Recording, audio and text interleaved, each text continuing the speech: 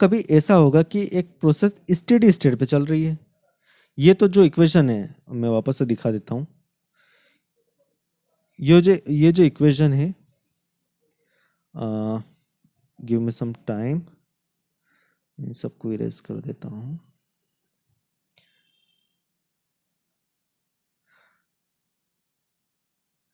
तो ये जो इतनी इक्वेशन है ये यूनिवर्सल इक्वेशन है फॉर मटेरियल बैलेंस। इस इक्वेशन को आप कहीं पर भी लगा सकते हैं मटेरियल बैलेंस के, ठीक है ना। ये आपको नोट करनी है और ये काफ़ी ज़्यादा इंपॉर्टेंट है। इसी पर हम सारे पूरा जो सब्जेक्ट है वो चलेगा। अब ऐसा होता है कि हर बार सभी कुछ चीज़ें होना ज़रूरी नहीं है, कुछ आइडियल केस भी होते हैं, तो उन आइडियल केस को हम देख लेते हैं। उससे पहले एक छोटी सी बात जो कॉमन सेंस की मैं आपको बता देता हूँ कि जब कोई रिएक्शन होती है तो वहाँ पर कोई चीज़ जनरेट होती है। जैसे अभी हमने देखा था हेबर्स प्रोसेस में अमोनिया जनरेट हो रही थी और H2 और N2 दोनों कंज्यूम हो रहे थे। तो यहाँ पर दोनों चीज़ें हो रही है, कंज्यूम भी हो रहा है, जनरेशन भी हो रहा है। तो क्या हम दोनों चीज़ों को एक साथ ले सकते हैं कि जो अमोनिया का जनरेशन वो हमने यहाँ पर जोड़ दिया और नाइट्रोजन और हाइड्रोजन का कंजम्पशन हमने यहाँ जोड़ दिया? तो हमें ऐसा नहीं करना है। हमें किसी एक चीज़ को कंसीडर करना है, या तो कंजम्पशन को कंसीडर करना है या फिर जनरेशन को कंसीडर करना है। तो अब हम किसे कंसीडर करेंगे? अब ये बात आई ना कि हम किसे कंसीडर करेंगे, किसी चीज़ के कंजम्पशन को कंसीडर करेंगे या फिर किसी चीज़ के जनरेशन को।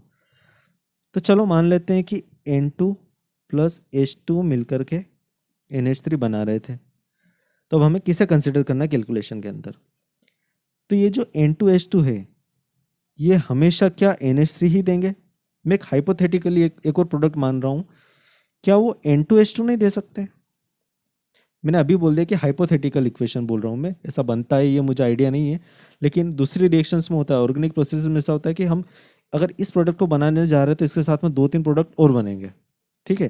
तो मान लेते हैं कि हम रेट ऑफ जनरेशन को कैलकुलेशन के लिए यूज़ कर रहे हैं, तो जो हमारी कैलकुलेशन होगी वो सब इसके बेसिस पे होगी, इसके अमाउंट के बेसिस पे होगी, और इन चीज़ों को हम काउंट नहीं करेंगे।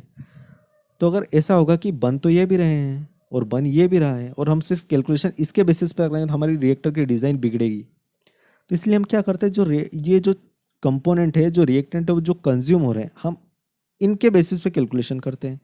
क्योंकि चाहे इधर कुछ भी बन जाए, इधर 10 तरीके के प्रोडक्ट बन जाए, बनना तो इन दोनों से ही है, ठीक है, इन दोनों से ही बनना है प्रोडक्ट। तो अगर हमें इनके चेंज का पता चल लग जाएगा तो हम आसानी से बता सकते हैं कि हमारी रिएक्शन कितने % कंप्लीट हुई है और हमें कितने रिएक्टेंट की ज़रूरत है, हम सारी बातें कर सकते हैं। तो हम प्रीफर करते हैं रेट ऑफ कंजम्पशन को कैलकुलेशन के अंदर।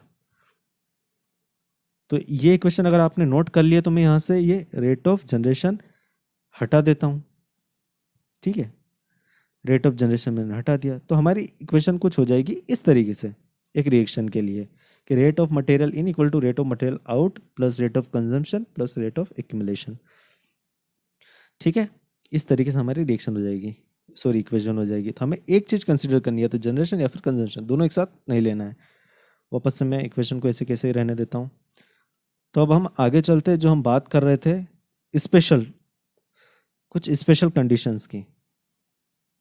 तो आई होप आपने इक्वेशन को लिख लिया है, तो अब मैं उसे वापस से नहीं लिखता हूँ और थोड़ा आगे बढ़ते हैं हम। तो अब एक चीज़ आती है स्टेडी स्टेट। कोई प्रोसेस हो रही है,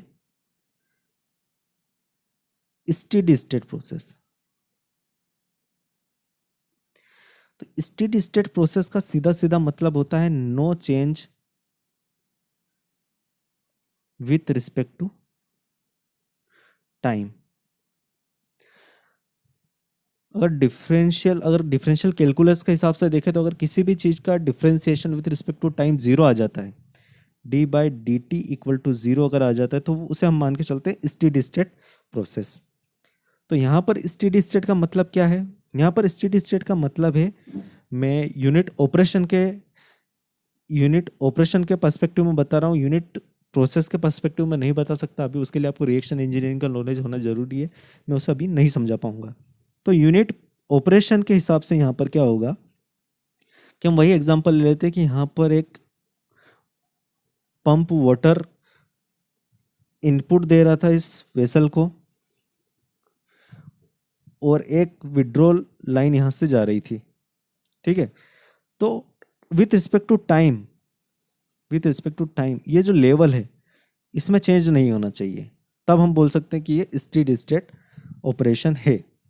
ठीक है, तो इसका मतलब क्या होगा, अगर मैं 1 लीटर मैंने लिया था ना, 1 लीटर पर सेकंड के फ्लो रेट से इसको फिल कर रहा हूँ इस टैंक को, तो इसको खाली भी मैं 1 लीटर पर सेकंड की रेट से ही करूँगा। ये इसका मतलब होता है यूनिट ऑपरेशन के पर्सपेक्टिव में। और अगर यूनिट प्रोसेस की बात करें तो वो मैं जब रिएक्शन इंजीनियरिंग पढ़ाऊंगा तब अच्छे से समझा दूंगा, अभी उसको मैं समझा नहीं पाऊंगा, क्योंकि उसके लिए रिएक्टर डिज़ाइन के अंदर हम जो रिएक्टर डिज़ाइन के लिए हम इक्वेशन डिराइव करते हैं उसके अंदर वो चीज़ आती है, तो मैं वहाँ समझा दूंगा। अभी आपको इतना समझ में आया कि स्टेडी स्टेट का यहाँ मतलब होता है no change with respect to time. तो इस जो लेवल है, इस टैंक के अंदर का जो लेवल है उसमें टाइम के रिस्पेक्ट में कोई चेंज नहीं होगा, तो इसका मतलब स्टेडी स्टेट प्रोसेस है। तो अगर टाइम के रिस्पेक्ट में अगर कोई चेंज नहीं होता है तो होगा क्या, जो हमारी इक्वेशन थी उसके अंदर से एक्यूमुलेशन 0 हो जाएगा, rate of accumulation equal to 0। ठीक है, रेट ऑफ एक्यूमुलेशन अगर 0 हो गई तो हो जाएगी हमारी equation rate of material input plus rate of material generation equal to rate of material output plus rate of material rate of material consumption. इतनी हमारी इक्वेशन बच जाएगी, एक्यूमुलेशन का पार्ट इसमें से डिसअपियर हो जाएगा। अब थोड़ा और आगे चलते हैं, मान लेते हैं कि और स्टैंडर्ड केस आया कि भाई स्टेडी स्टेट तो है, सेकंड केस आया स्टेडी स्टेट तो है, साथ में नो रिएक्शन, कोई रिएक्शन भी नहीं हो रही है, तो इसका मतलब क्या हुआ, यूनिट ऑपरेशन के जितने भी टॉपिक हैं, जितने भी सब्जेक्ट है उसके अंदर हमें ये वाली चीज़ लगानी होगी जब स्टेडी स्टेट हो। तो स्टेडी स्टेट नो रिएक्शन के लिए हमारी इक्वेशन क्या हो जाएगी, अगर नो रिएक्शन है तो ना कोई किसी चीज़ का जनरेशन होगा और ना किसी चीज़ का कंजम्पशन होगा, तो सिंपली हो जाएगा rate of material input equal to rate of material output.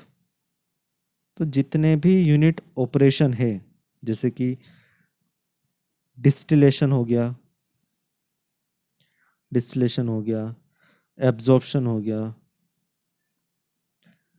Drawing हो गई, और हीट एक्सचेंजर हुआ। हीट एक्सचेंजर में खैर जरूरत नहीं पड़नी इस चीज़ की, एवापरेटर हुआ।